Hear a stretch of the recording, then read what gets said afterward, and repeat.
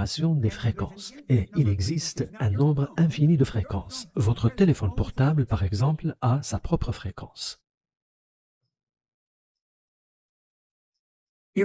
Si j'ai votre numéro dans mon téléphone, il suffit que je presse un bouton et vous recevez le message illico, quel que soit le lieu où vous vous trouvez. Je peux prendre une photo et vous l'expédier en un temps record. Voyez-vous, le temps et l'espace n'existent pas en réalité, c'est une illusion. Tout est une affaire ici d'énergie et de fréquence.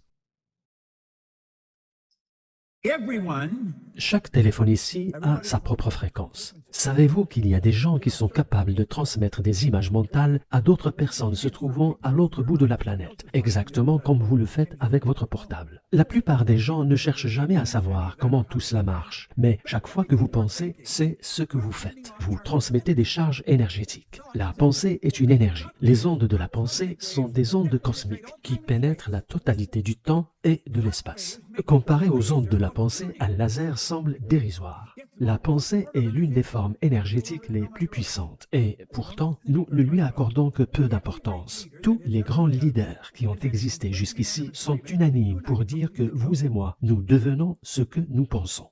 Ils n'étaient pas d'accord sur pratiquement aucun autre sujet, mais sur celui-là, ils l'étaient tous. La plupart des gens pensent à ce qu'ils ne veulent pas. Ils passent leur temps à se plaindre. Je n'en peux plus de ne jamais pouvoir m'offrir ceci ou cela. Je n'en peux plus de ne pas pouvoir prendre des vacances. Et du coup, ils deviennent un aimant qui attire tout ce dont ils ne veulent pas. Savez-vous que tout ce que nous voulons obtenir existe déjà? Rien n'est créé et rien n'est détruit. Mais pour cela, nous devons nous mettre sur la même fréquence que la fréquence de ce que nous désirons. Et quand vous le faites, ce que vous désirez se hâte de venir à vous. Le film Le Secret n'a fait que parler de la loi de l'attraction. Il ne l'a pas expliqué. La loi de l'attraction est une loi secondaire. La loi primordiale, c'est la loi de la vibration. Et c'est une loi qui décrète que tout est en mouvement. Ce bâtiment et tout ce qui s'y trouve, c'est de l'énergie en mouvement. C'est de la vibration à grande vitesse. Ce corps dans lequel nous vivons est en mouvement. En activant les cellules cérébrales, tout ce qui est dans le corps se met à bouger. Et nous avons la capacité d'activer ces cellules cérébrales par notre volonté. Lorsque vous vous mettez sur la même fréquence que votre interlocuteur, la magie commence à opérer. Lorsque vous vous asseyez avec quelqu'un pour affaire, ne soyez pas pressé. Parlez à la personne. Demandez-lui d'où elle vient, ce qu'elle fait, ce qu'elle veut vraiment dans la vie. Apprenez à la connaître et écoutez. La plupart des gens n'écoutent pas. Ils parlent et ils entendent, mais ils n'écoutent pas. Nous entendons avec nos oreilles, mais nous écoutons avec nos émotions. Il y a une grande différence. Vous pouvez entendre ce que je dis, mais est-ce que vous écoutez vraiment? Est-ce que vous vous en imprégnez? C'est ce que j'ai appris. Tout ce que vous désirez a sa propre fréquence.